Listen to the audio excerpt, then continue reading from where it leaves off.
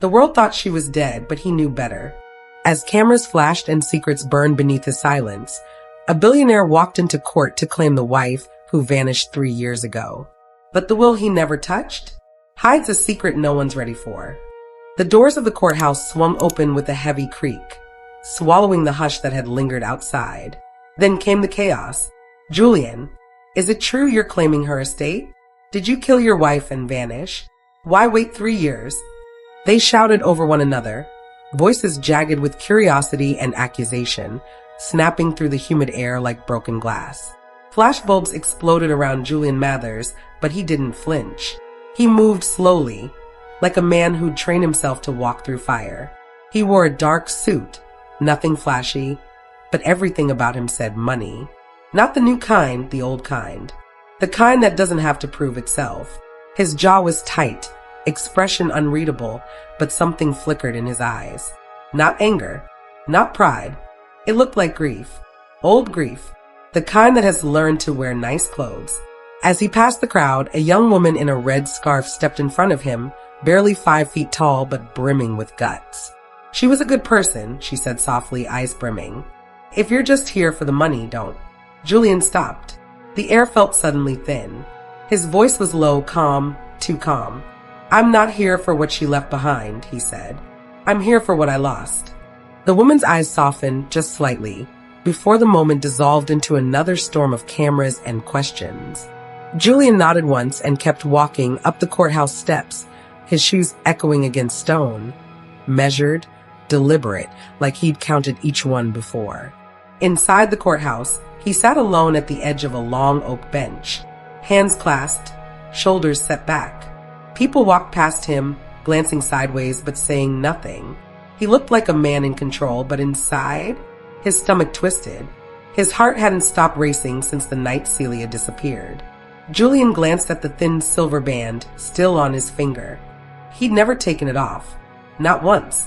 Even when the tabloids tore him apart. Even when her family called him a monster. Even when lawyers whispered about the fortune she left behind. He could have had it all. The will, the money, the sympathy. But he'd taken nothing. Now, 3 years later, he was finally here. To make the claim. To end the silence. To let the world believe what it wanted. Because the truth would ruin everything. It was the kind of love story people didn't believe in anymore. A billionaire tech founder and a barefoot artist. 2 people from opposite worlds, crashing into each other like it was fate. Julian met Celia Hart at a gallery opening in San Francisco. She was barefoot, sipping cheap wine from a paper cup, standing in front of a painting she refused to sell. He asked her, "Why paint something if you're not willing to let it go?" She smiled without looking at him. "Some things aren't meant to be owned," she said.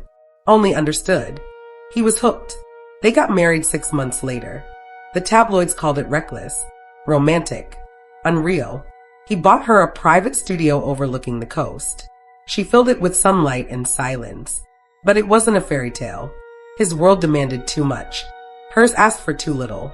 He didn't see it then. The quiet way she folded inward every time she had to put on a dress that cost more than her rent. The way her voice shrank when the press followed her to the grocery store. One night they fought. Not a scream and slam the door kind of fight. The quieter kind. The kind that leaves words stuck between ribs. Julian had said, "Maybe you're embarrassed to be my wife." She had only looked at him and whispered, "Maybe you never really saw me." That was the last night he ever saw her. 3 years later, her face still haunted every quiet moment. Her art stopped selling. Her social media vanished. The police searched, but there was no sign of foul play. Julian didn't defend himself. Not when the headlines turned. Not when her estranged family accused him of abuse. Not even when investigators started hinting he was their prime suspect. He let the silence grow.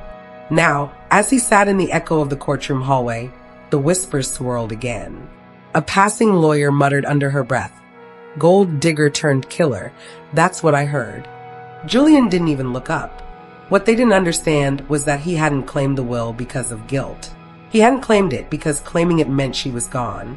And deep down, he wasn't ready to believe that. Not yet. The courtroom was cold. Not just in temperature, but in tone. Wood-paneled walls, a rustle of papers, the distant hum of an overhead fan. And at the center of it all, Julian Mathers sat perfectly still, hands folded, jaw set like granite. Across the aisle, Margaret Hart, Celia's aunt, sharp-suited and sharper-tongued, glared at him like he was poison. She whispered something to her lawyer, who stood immediately.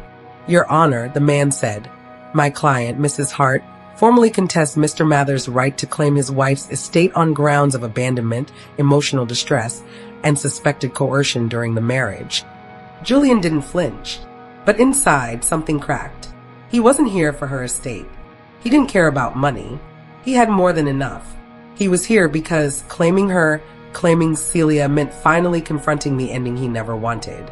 The judge peered down at him. "Mr. Mathers, do you wish to respond?" Julian stood, cleared his throat. His voice was calm, but raw around the edges. "I didn't touch her will because I wasn't ready to let her go," he said. "I'm still not." A pause. Then, "I'm not here to take anything. I'm here because I loved her, and I never stopped." Whispers rippled through the gallery. The media was there, of course, 2 rows back. Reporters scribbled notes. Cameras blinked. Every word would be dissected by morning. Outside, on a break, Julian leaned against the stone steps of the courthouse. The wind tugged gently at his coat. A man approached him, mid-30s, hoodie, tired eyes. "You don't remember me," he said, "but I used to clean your pool back in Palo Alto." Julian blinked, confused. "You let my sister exhibit her sketches in your gallery, even though she'd never sold a thing. She said your wife told you to." Julian's lips parted slightly. His voice was quiet. "Celia did that?" The man nodded. "You married someone good. Don't let the world bury that." And just like that, the cold around Julian cracked a little. But the warmth didn't last long. That afternoon, Margaret Hart filed an emergency petition to freeze Celia's accounts. Claimed Julian was a calculated narcissist seeking revenge. The judge didn't rule yet, but Julian knew what it meant. This wasn't just about love anymore. It was about proving he wasn't the villain of her story without telling the truth that could destroy it all. Julian sat in the old studio that once smelled like turpentine and citrus. Now it smelled like dust and seal time. The skylight had streaks from years of untouched rain. Canvases stood stacked in the corners, half covered in sheets. In the center of the room, a wooden easel faced the window, still holding Celia's last unfinished painting. A woman's back. Long, dark hair. Hands slightly open at her sides. As if waiting, he pulled out his phone, tapped into his old cloud storage. Something he hadn't opened in years. A voicemail. From Celia. "Hey," her voice cracked slightly. "I know you don't understand. Maybe you never will. But I can't breathe here, Julian. Not with everyone watching. Not when I don't even recognize myself in your world. I need space. And maybe you need silence." The message ended with the faint sound of waves. Julian pressed the phone to his chest and closed his eyes. The weight of those words, "maybe you never will," settled on him like ash. He'd spent years building an empire that couldn't hold her. And now he couldn't decide if he was chasing her memory or trying to let it go.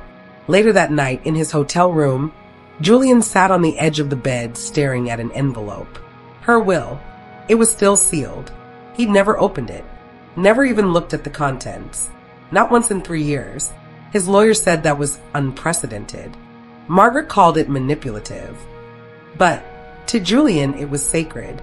Opening it would make her absence real. And some part of him, maybe the same part that still wore his wedding ring, refused to believe she was truly gone. But something changed that night. As he turned off the lights, preparing to sleep, a message notification lit up his phone. No name, just a number he didn't recognize. It said, "Stop. She's not dead. She chose to disappear." Julian sat up slowly. The room felt suddenly colder.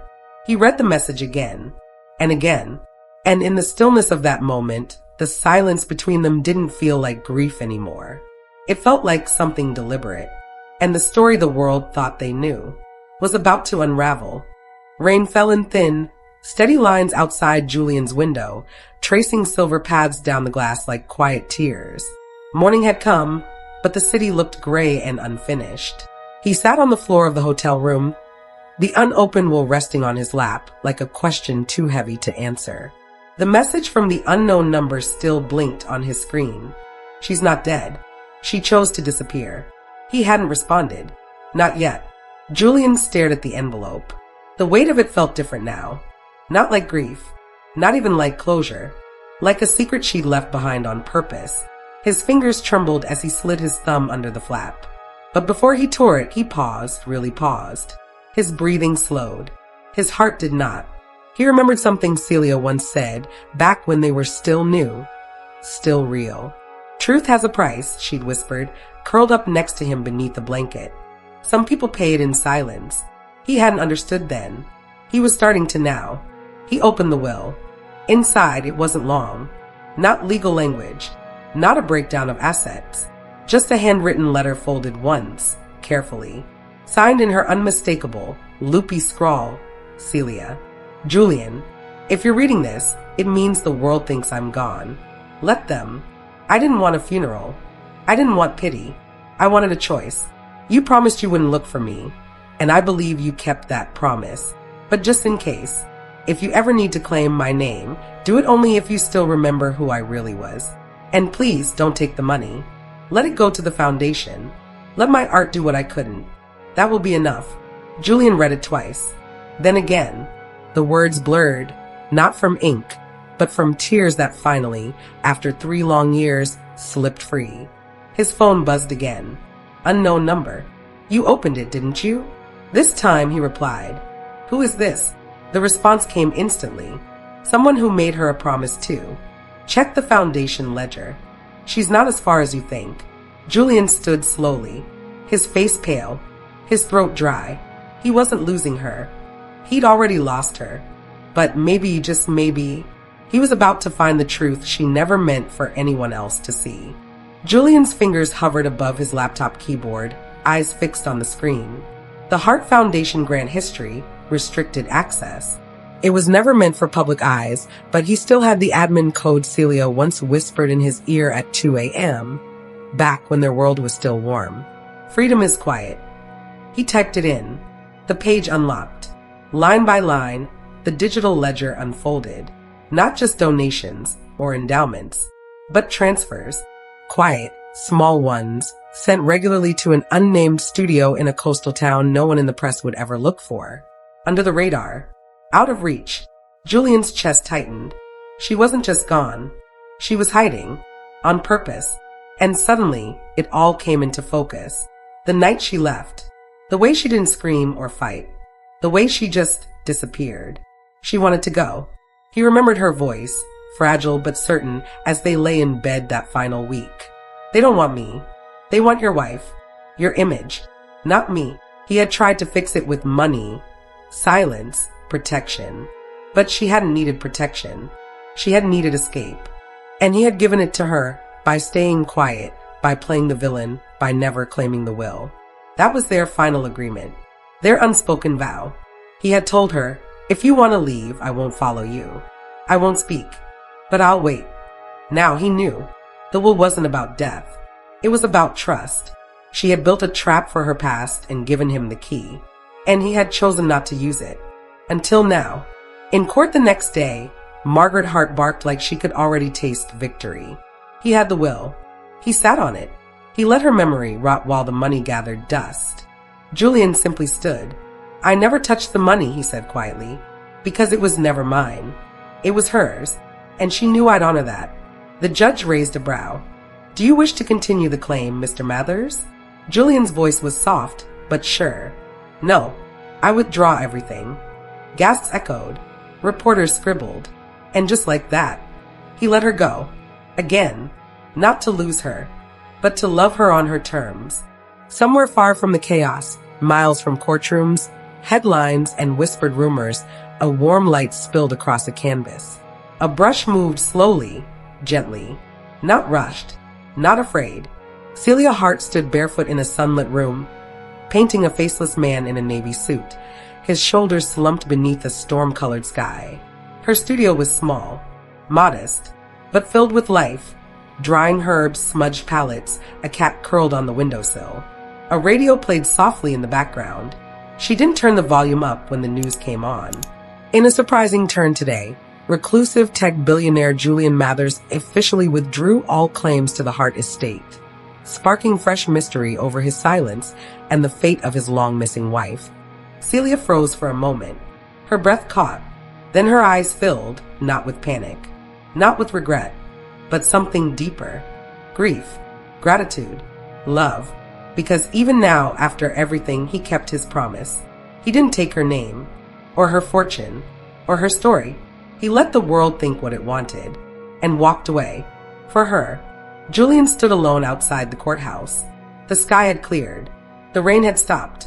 He loosened his tie and looked out past the marble steps, past the noise, past the stairs. Somewhere she was alive. Not his anymore, but not lost.